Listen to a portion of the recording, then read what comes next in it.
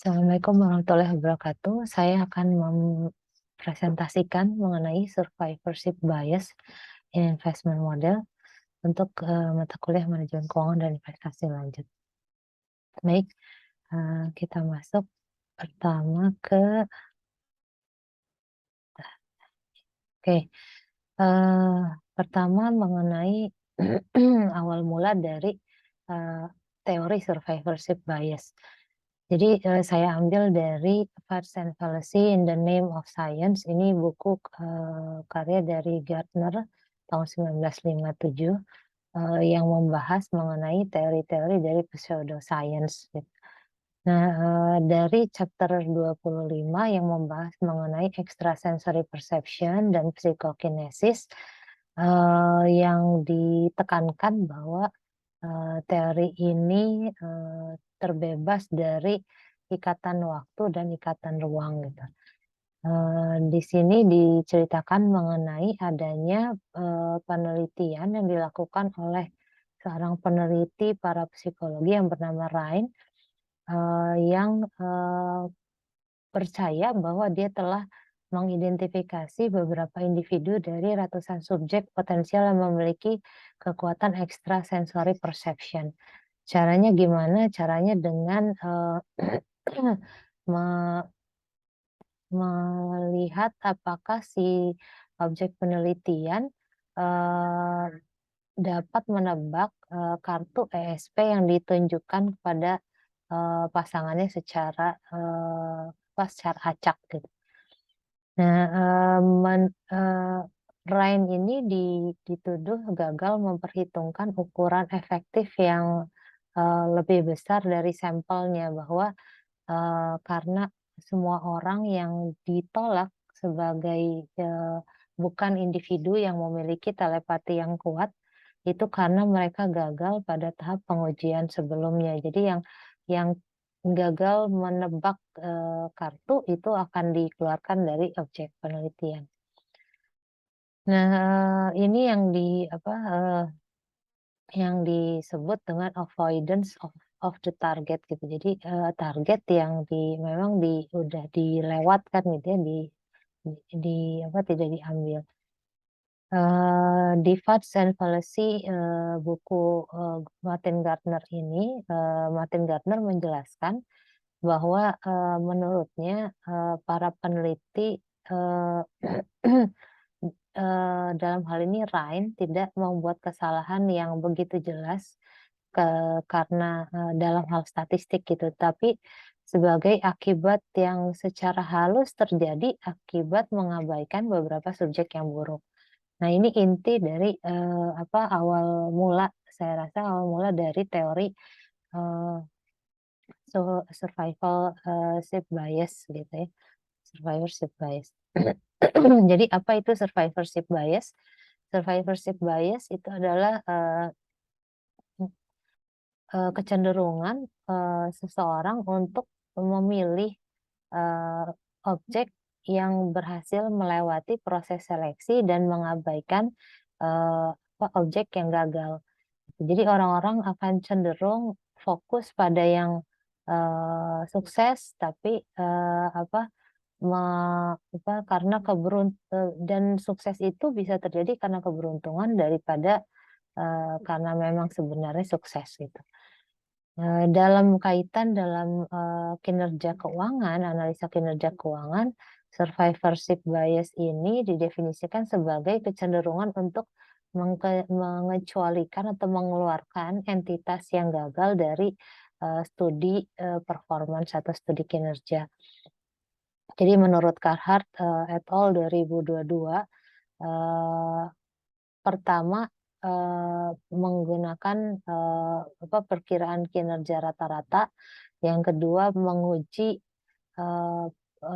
persistensi dari kinerja, dan yang ketiga secara cross-sectional itu mengestimasi hubungan antara kinerja dengan dana gitu ya, atribut dana.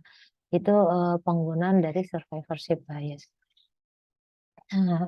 Efek dari survivorship bias menurut Philip 2014 artinya bahwa mengubah jumlah objek yang terlibat dalam suatu studi pada tahap persiapan data itu dapat menyebabkan, pengambilan kesimpulan yang salah gitu ya, atau yang palsu, yang tidak tepat. Nah, maka, bagaimana cara mengukur survivorship bias di, model-model investasi dalam, penelitian gitu. Ada 2 metode, yang biasa digunakan, itu, pertama adalah perbedaan antara pengembalian rata-rata keseluruhan dana dengan, rata-rata pengembalian, dana yang gagal atau yang tidak survive.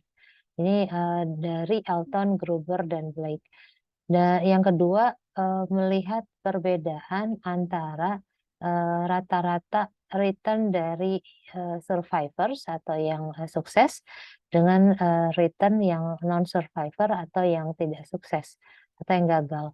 Itu dari Malkiel. Jadi, sampel yang berisi semua dana total, yang, termasuk, survivors yang gagal maupun yang sukses, itu bisa, saja apa,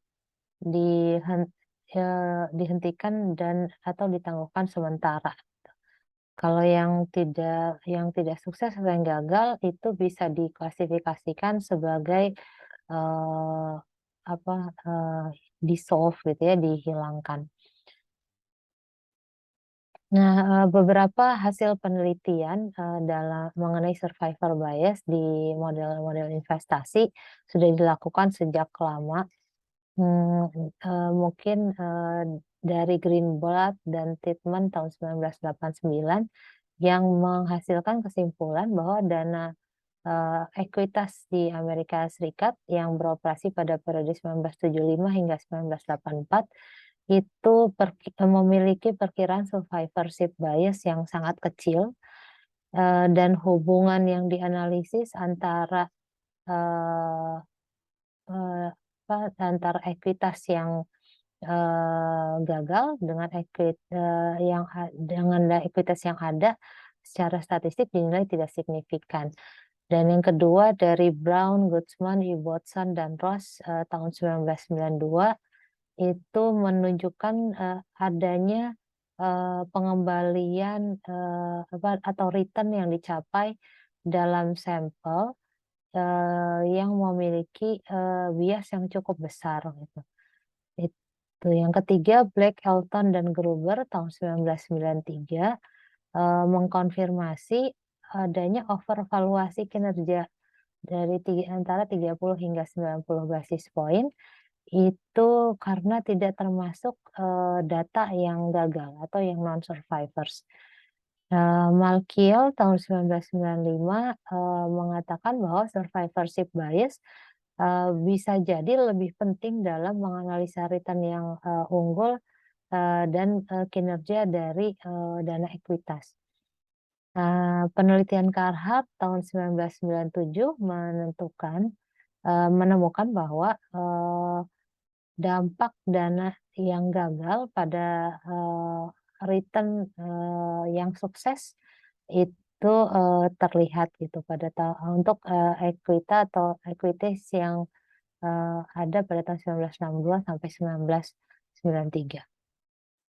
Selanjutnya ada Ackerman, McNally, dan Ravenscraft tahun 1999 yang menemukan bahwa survivorship bias, eee, sangat kecil dan secara statistik tidak, signifikan. Namun, di-highlight di sini bahwa nilai yang, rendah ini tidak konsisten. Jadi ada terkesan, survivorship bias ini mungkin tergantung dengan, tingkat resikonya gitu, tingkat resiko dari,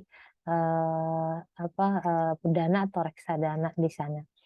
Yang, selanjutnya Liang tahun 2000, menemukan bahwa survivorship bias dihitung sebagai, perbedaan antara return dana yang survive dengan return semua dana, total yang survive plus yang gagal, itu lebih tinggi dan melebihi 2% setahun.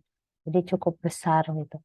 Selanjutnya Gabriel Zick tahun 2005 menemukan bahwa distorsi, kinerja itu itu maksimal sekitar 30 basis point, namun, survivorship bias, dampaknya pada return entitas tidak tidak signifikan. Nah, selanjutnya Bu and Lacy tahun 2007 menemukan bahwa perbedaan kinerja yang signifikan secara statistik antara surviving funds, return surviving funds, portofolio dan return dari total funds portofolio. portofolio. Terakhir Philip 2011 menyimpulkan bahwa survivor bias untuk reksadana di Cekoslovakia secara statistik tidak signifikan. Jadi ada, keragaman hasil dari tahun 1989 hingga, 2011 mengenai, eee, dampak dari survivorship bias terhadap pengukuran kinerja, ekuitas atau, sekuritas. Nah yang, selanjutnya saya mengambil dari,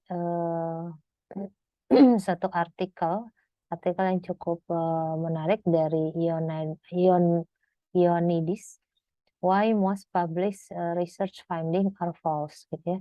Jadi, kesimpulannya dari esai, ini adalah meng-highlight mengenai yang dimaksud dengan bias. Bias itu sebagai kombinasi dari, beberapa faktor desain, data, analisis, dan penyajian yang cenderung menghasilkan temuan penelitian padahal seharusnya tidak ada. Eee, Mungkin kalau secara statistik intinya perbedaan antara nilai yang diharapkan gitu ya dengan, nilai yang sebenarnya. Nah, menurut Ioannidis, semakin kecil kemungkinan temuan penelitian itu benar, ya. Jadi semakin, kecil kebenaran suatu penelitian jika, pertama, eee, ini semakin, eee, kecil, studi gitu ya, studi yang dilakukan gitu. Yang kedua, kalau semakin kecil efek ukuran, dan yang ketiga semakin besar jumlah dan semakin kecil pemilihan sampel yang diuji. Maksudnya jumlah populasinya besar tapi sampel yang diujinya kecil. Yang keempat semakin besar, fleksibilitas dalam desain, definisi hasil, dan mode analisis. Yang kelima, semakin besar kepentingan dan prasangka keuangan dan lainnya. Yang keenam, terlalu banyaknya tim ilmiah yang terlibat. Jadi ini akan menghasilkan, kemungkinan, eee, research findings are false. Nah, yang selanjutnya dari buku The Black Swan ada membahas sedikit, ini buku tahun 2007, akan membahas sedikit mengenai survivorship bias in statistik gitu. Bahwa, di buku ini berfokus pada dampak ekstrim dari peristiwa outlier, peristiwa yang langka dan tidak dapat diprediksi, dan kecenderungan manusia untuk menemukan penjelasan sederhana untuk peristiwa-peristiwa ini secara retrospektif. Jadi di dalam buku ini menjelaskan mengenai survivorship bias dan statistik itu, eee, mengatakan bahwa seorang ekonomis, selalu menunjukkan interest-nya gitu ya untuk menemukan sesuatu tapi, eee, beberapa kali bisa bisa, eee, salah gitu ya dibodohi oleh, temuannya sendiri gitu. Jadi, sederhananya kalau lihat dari, penjelasannya, intinya kadang-kadang, suatu, niat yang besar gitu ya, itu bisa menyebabkan kekeliruan dari, konfirmasi. Jadi kalau ngelihat sesuatu yang sangat, jauh gitu, sangat bagus, sangat besar di depan, padahal kita lagi menginjak kebenaran di bawah gitu. Itu yang ditekankan oleh, eee, mmm, penulis, Black Swan itu Nassim Nicholas Taleb, seorang, mantan pedagang opsi. Baik, terima kasih, sekian, mengenai survivorship bias. Assalamualaikum warahmatullahi wabarakatuh.